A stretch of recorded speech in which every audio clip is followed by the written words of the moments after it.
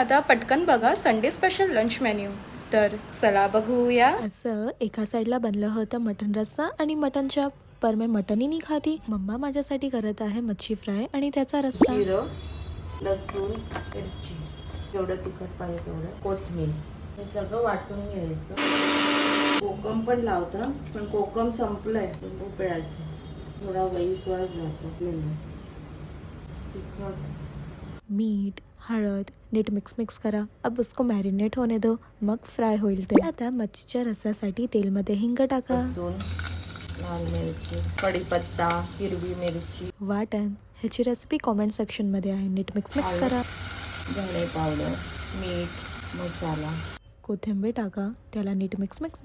पाणी टाका जितना रस्सा चाहिए. मग त्यात जाईल मच्छी. एकटीच ना तू. त्या मच्छीच्या रस्स्याला मस्तपैकी उकडी येऊ दे. साइड बाय साइड मच्छीला फ्राय केलं मम्माने. आणि हे आहे माझं मेन्यू चिकन रस्सा बरोबर. एकदम यम्मी. तू गोड एकदम झणझणीत बनलं.